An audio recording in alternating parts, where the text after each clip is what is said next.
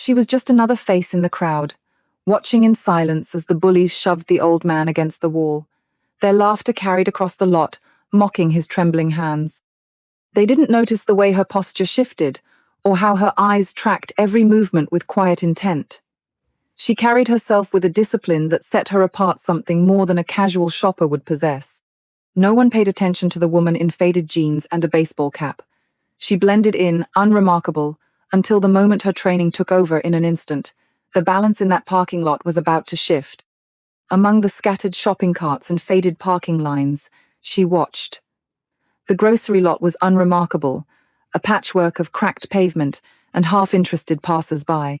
At the far end, an older man tried to recover his spilled groceries, his shoulders stooped as apples rolled out of reach. Two younger men blocked his way, their stance casual but their intent clear. Most people averted their eyes, pretending not to notice as the situation edged towards something uglier. She stood by a light post, the sun glinting off her cap. Her loose shirt and worn sneakers made her presence easy to overlook. The bullies barely glanced her way, dismissing her as just another bystander. They didn't see how her stance subtly shifted, her fingers flexing in anticipation, or how her gaze calculated the space between them and the old man. She was not just watching, she was studying, measuring the risk and reading the aggression in their movements. Her mind moved through the scene with practiced focus. She noted her own position, carefully angled with a clear view of the confrontation and an easy path to intervene. She quickly assessed the attackers, their postures, their confidence, the way one scanned for potential witnesses while the other kept his attention fixed on the old man. Instead of cataloging every exit and possible weapon, she zeroed in on the most immediate threats: their proximity to the victim and their willingness to escalate. The old man's eyes darted around the lot, searching for help. For a moment his gaze met hers, and something shifted, a flicker of hope, a silent plea, or maybe just relief that someone was actually watching. It was a quiet exchange, easily missed by anyone not looking for it. The bullies laughed louder, emboldened by the apparent indifference around them, tossing the man's groceries aside and crowding closer. She remained motionless, her breathing steady, tracking the rhythm of their intimidation. The taunts grew sharper, the shoves more forceful. She studied their patterns, noting how the leader's confidence swelled each time the old man flinched. The threats were crude but effective: erased voices, tight fists, the suggestion of makeshift violence in the tension of their bodies. She kept her attention on the dynamics, waiting for the point when observation would no longer be enough. As the bullies circled closer, and the old man's voice faltered, she knew the next move would decide everything. A sharp intake of breath from a nearby shopper cut through the tension. Someone fumbled with a phone, angling for a clear shot. The bullies didn't notice.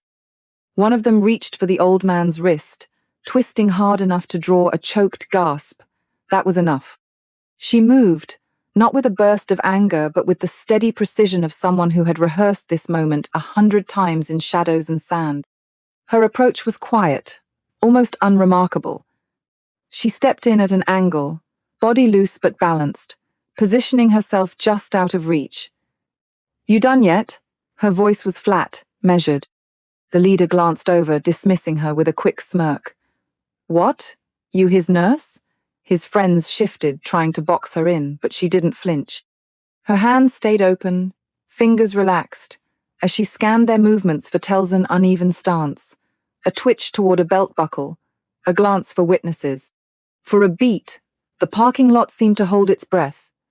The old man pressed against the car, clutching his wrist, eyes darting between his attackers and this new, silent figure.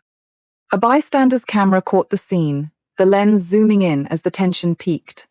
Even the bullies paused, uncertain for the first time. Then, in a blur, she acted. In seconds, she neutralized each attacker with the same clean efficiency once used overseas. The leader lunged and found himself on the pavement, wind knocked out. The seconds swung wildly.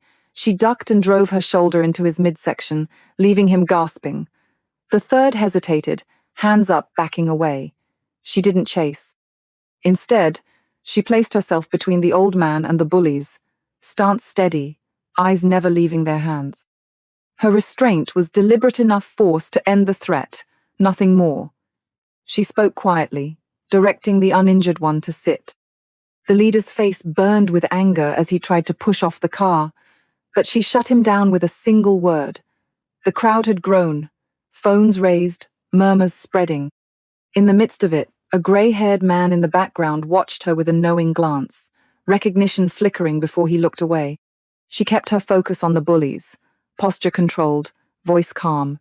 The balance of power had shifted. The old man steadied himself against her arm, relief written in the lines of his face. The bullies' confusion deepened as they realized this was no ordinary intervention. Around them, the parking lot was suddenly very quiet. The next challenge would come fast. The ponytailed bully staggered upright, blood smeared across his nose, eyes darting for an opening. He feinted left, then threw a wild right hook.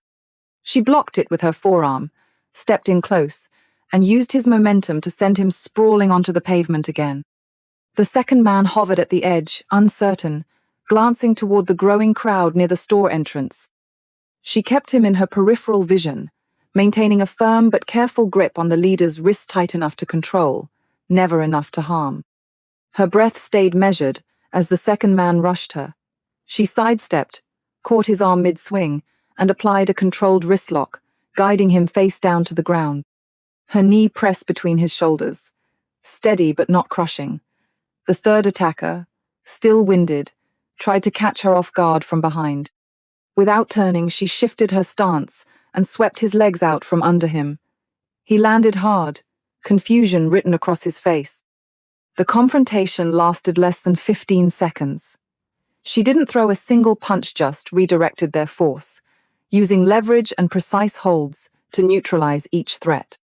The leader tried to twist free, but she pinned his elbow, keeping her other hand open and ready.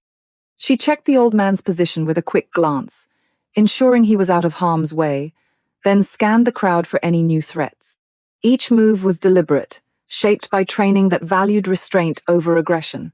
She used joint manipulation and pressure points, inflicting no more pain than necessary. The third man scrambled for a shopping cart, hoping to turn it into a weapon. She kicked it sideways, letting it clatter harmlessly to the pavement, then closed the distance. A thumb pressed to a nerve cluster above his collarbone made his arm go limp. He dropped to his knees, more shocked than hurt. She didn't gloat or taunt.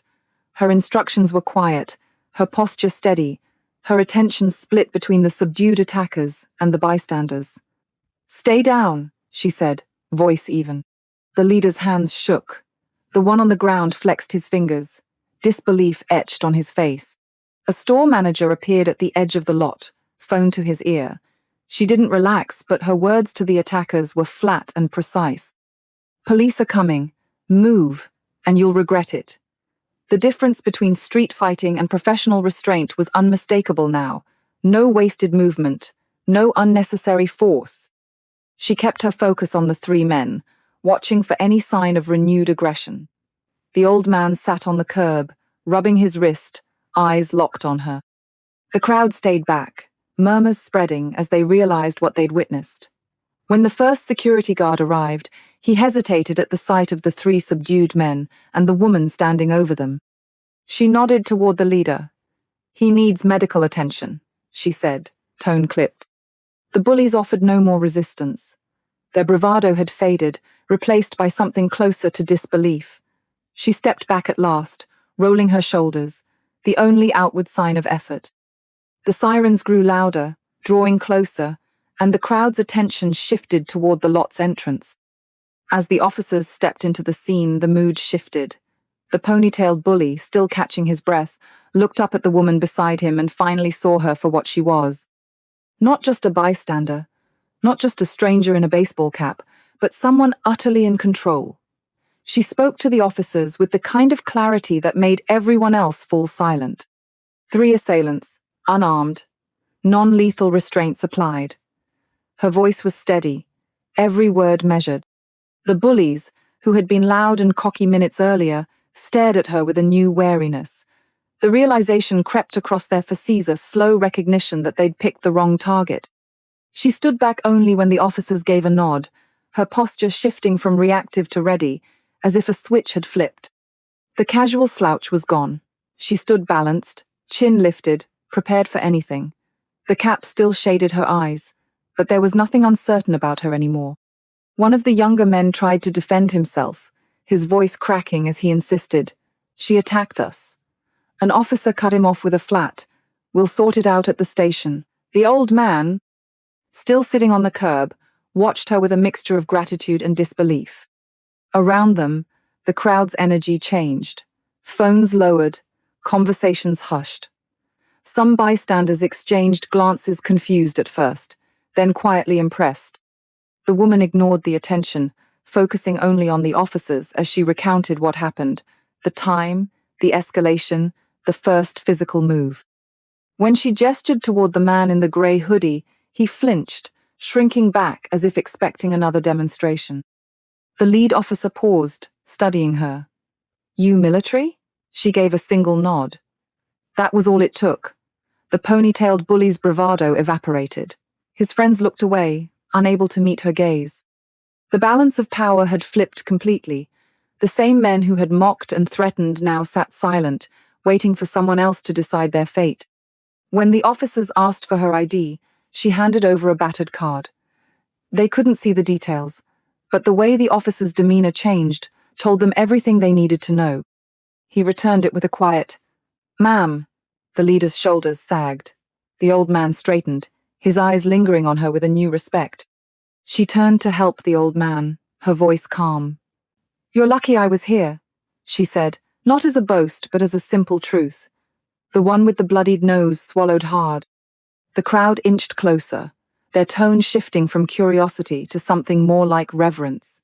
A teenage boy lingered by the cart return, still staring. She brushed dust from her jeans, unbothered by the attention.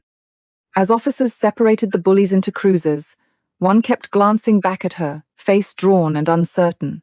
She crouched beside the old man, her words low, helping him gather the last of his groceries. When she reached for an apple near the curb, the sleeve of her shirt slid up just enough to reveal a faded military tattoo.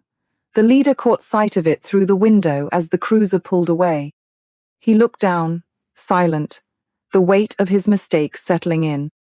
With the immediate threat contained, and the truth of her background revealed, she stayed close, quietly watching the officers as they began sorting out statements and evidence.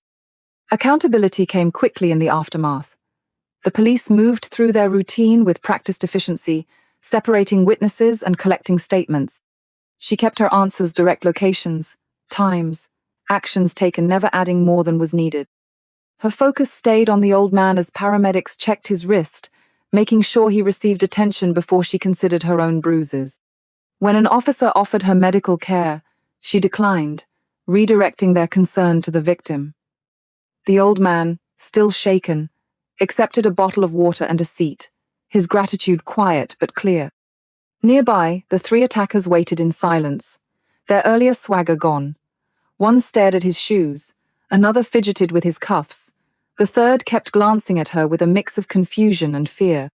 The officers read them their rights, voices even and unemotional. She watched, not out of vengeance, but to ensure the process unfolded as it should. The law would handle the rest. Her role was finished once the scene was secure and the victim safe. A store employee arrived with a replacement bag of apples for the old man. She helped him gather his scattered belongings, kneeling to tie his shoe without fanfare. Her hands moved with care, the same hands that had just subdued three men now looping laces and steadying trembling fingers. The old man met her eyes, a silent thank you passing between them. She said nothing, just nodded and helped him to his feet. The crowd had thinned. A few onlookers lingered by the entrance, their curiosity replaced by a quiet respect. Among them, a fellow veteran gave her a small nod, an unspoken acknowledgement of shared experience. She returned it, understanding the weight behind the gesture. There was no need for words, recognition was enough. As the police finished their work, she handed over her contact information, answered the detective's questions, and accepted a copy of the incident report. She refused an escort to her car, preferring to walk alone. The other veteran waited by his truck, offering a business card for the local VFW. She took it with a brief thanks, slipping it into her pocket. Their exchange was brief, professional, the kind of interaction born from years of training and mutual understanding. By the time she reached her car, the parking lot was nearly empty. She paused, scanning the space one last time, making sure everything was as it should be. The old man's cab turned onto the main road. The officers loaded the last of the evidence into their cruiser, and the store's daily routine slowly resumed. She got in, started the engine, and checked her mirrors not for herself, but to confirm the lot was clear. The confrontation was over, but the details lingered. Each movement, each decision, had been shaped by something deeper than instinct. What drove her to act, and how she measured risk and response, would stay with her long after the lot was quiet again. For a veteran, the world often divides itself into two categories: situations where training applies, and everything else. In a parking lot with 3 bullies and a frightened man, instinct took over. The calculations, distance, threat, escape routes happened in the background, almost unnoticed. Years of drills and repetition had built a kind of automatic calm, the kind that doesn't waver even when things turn ugly. Military training isn't just about tactics. It's about discipline, control, and knowing when to act. That discipline lingered in every movement, even in civilian clothes. She didn't intervene because she wanted recognition or thanks. The drive came from something older, a sense of duty that never quite fades. Veterans talk about service as a contract that doesn't end when the uniform comes off. The oath stays, shaping decisions in moments no one else expects. Protecting the vulnerable, stepping in when others look away, these habits are hardwired, reinforced by years of responsibility. For her, the old man in the lot was no different from a civilian caught in crossfire overseas. The context changed, but the obligation remained. The techniques she used, restraint, leverage, measured force, were the result of muscle memory honed over more than a decade. She recognized aggression before it escalated and responded with just enough control to end it. The military calls it tactical calm, a state where emotion is packed away and action is everything. Civilians sometimes mistake the look for coldness, but veterans know it as focus. Afterward, she didn't linger on what had happened. She checked her hands for tremors, found none, and moved on. The action itself wasn't remarkable to her. It was the expected outcome of the training and values she carried. Gratitude made her uncomfortable. When the old man tried to thank her, she kept it brief, offering a nod and a steadying hand. No need for names, no need for stories. The job was done, and that was enough. She didn't dwell on the bullies either. Their faces would blur with time, another entry in a long list of situations handled and forgotten. What mattered was that the vulnerable were safe, and she had done what she was trained to do. It's easy for outsiders to overlook the quiet strength that veterans bring to everyday life. Their actions often go unnoticed, misread as stoicism or detachment. But, beneath the surface, there's a steady current of readiness, a willingness to step in when others hesitate. In a parking lot full of strangers, that difference can mean everything. And while most people returned to their routines, a few had started to notice that the woman in the baseball cap was not what she seemed. Most bystanders in the lot saw only fragments of the confrontation as it unfolded. The cashier on his smoke break assumed the old man had started an argument, barely glancing over as voices rose. A teenager, holding up his phone for a Snapchat clip, focused on the bully's jeers, not noticing the woman off to the side, shifting her weight. The store manager, watching from behind the glass doors, hesitated to call for help, thinking it was just another minor squabble that would settle itself. The incident began as background noise, that called for real attention. When the woman finally stepped forward, the reactions were mixed and uncertain. The teenager's camera panned between the bullies and the woman, waiting for a dramatic fight. The cashier, annoyed at the interruption, stubbed out his cigarette and watched with a frown. No one picked up on the deliberate way she placed herself between the old man and his attackers, or the calm in her movements. When she swept the first bully's legs, a woman nearby gasped, startled by what seemed like sudden violence rather than its prevention. As the seconds passed, the mood shifted. The teenager lowered his phone, brow furrowed as he watched her control the second assailant with a wrist lock. "That's not normal," he muttered, unsure whether to keep filming. The cashier, reaching for another cigarette, paused as he noticed her check the old man's safety mid-incident. The store manager finally stepped out, stopping short at the sight of two men on the ground and no clear sign of how it had happened. By the time police arrived, the crowd had gathered in uneasy silence. The teenager reviewed his footage, focusing on her steady expression. A retired nurse in the group recognized the efficiency in her movements. "She's done this before," she commented to the cashier, who now watched with arms crossed, silent. Later, when asked for statements, witnesses struggled to explain what they'd seen. "I thought she was just a shopper," the teenager admitted. The cashier shrugged. "Didn't expect her to handle them." The store manager replayed the moment she looked past the bullies to check on the old man. "That's when I realized," he said. "Regular people don't move like that." The nurse described her actions with clinical precision, measured, controlled, never excessive. She compared the woman's calm to a pharmacist measuring out medication, careful and exact, while the bullies flailed. Others remembered small details only after the fact: the faded ink on her arm, the way she directed bystanders out of harm's way, the brief nod exchanged with another veteran across the lot. Cell phone footage circulated briefly before police asked for it to be deleted. Online, some called her a hero, others accused her of escalating the situation. Few commented on how little force she'd used, or how she'd spoken to officers in clipped, familiar terms. Most never learned her name. In the days that followed, the store staff quietly changed how they responded to disturbances. The teenager signed up for self-defense classes. The cashier decided to quit smoking. The nurse started volunteering at the VA hospital, thinking about what she'd witnessed. The old man returned a week later for groceries, accepting a free coffee from the staff, sitting quietly near the window. No one spoke about the woman in the cap, but when a commotion broke out near the entrance, people watched the edges of the lot, alert in a way they hadn't been before.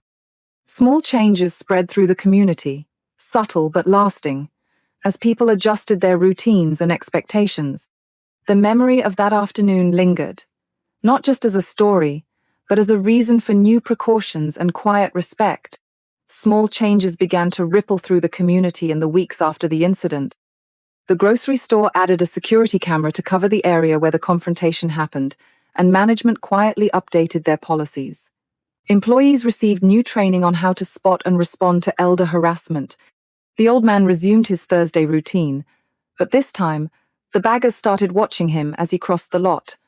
One of them began carrying his groceries to the car without being asked. The story made its way into the local papers, though no names were mentioned. The three bullies were sentenced to probation and required to complete community service at the senior center. The leader left his construction job after co-workers started asking about the change in his appearance. The smallest of the group enrolled in anger management, and later told others he'd never felt so exposed. He found work at an auto shop and now avoids eye contact when veterans come in. At the high school, teachers used a short clip from the store's security footage in civics classes, pausing at the moment the woman stepped forward.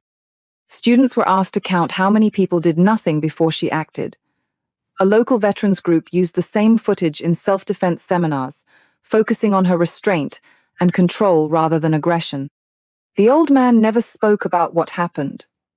For a while, his daughter drove in from out of town to shop with him, but he soon insisted he was fine. The cashier, who'd been on break, began slipping extra rolls into his bag. When a teenager cut in front of the old man in line, several people stepped in to correct it. The quiet intervention became part of the store's routine. The teenager who filmed the scene posted the video online, where it drew thousands of views and sparked debate. Arguments broke out in the comments until a former army medic pointed out that the woman never struck anyone, only redirected force. The teenager stopped filming fights after that, telling friends the video made him see things differently. Months later, the store manager spoke at a city council meeting about public safety. He played a short segment of footage showing the bullies surrounding the old man. The city responded by increasing patrols near shopping centers, especially during senior events. The nurse who recognized the woman's technique began volunteering at the VA clinic on Thursdays. She noticed that many of the patients moved with the same careful economy. The old man visited for his arthritis, and she always seated him where he could watch the door. No one could say where the woman went.